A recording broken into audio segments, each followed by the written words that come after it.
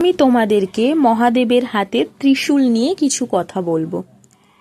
বিষ্ণু পুরাণ মতে মহাদেবের অস্ত্র তৈরির ভার পড়ার পরে বিশ্বকর্মা অত্যন্ত চিন্তায় পড়েন, কারণ অস্ত্র তৈরি করতে হলে তা মহাদেবের উপযুক্ত হতে হবে, তার ক্ষমতাও হতে হবে বিরাট, শক্তির উৎস হতে হবে চিরকালীন।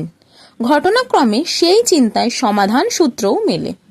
বিশ্বকর্মার কন্যা সংজ্ঞার সঙ্গে বিবাহ হয়েছিল সূর্যের, অথচ সূর্যের প্রবল তেজের কারণে সংজ্ঞা পড়ছিলেন বিড়ম্বনায়।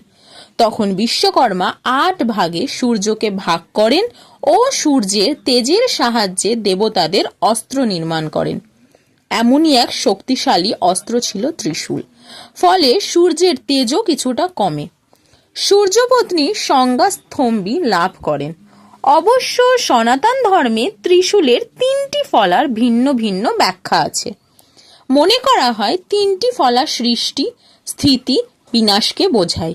আবার অন্য এক ব্যাখ্যা অনুসারে অতীত, বর্তমান ও ভবিষ্যৎকে বোঝায়। ত্রিশূল যা মহাকালের নিয়ন্ত্রণে রয়েছে।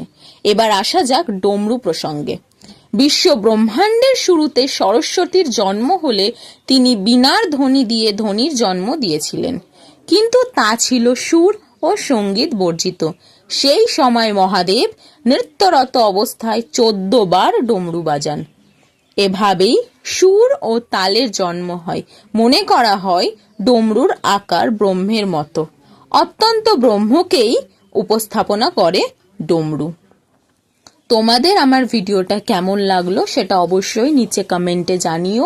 ভিডিওটা ভালো লাগলে একটা লাইক করে দিও, ভিডিওটাকে শেয়ার করে নিও, আর আমার চ্যানেলটিকে সাবস্ক্রাইব করে পাশে থাকা বেল বাটনটি ক্লিক করে দিও আমার ভিডিও তোমার ফোনে সবার আগে পাওয়ার জন্য।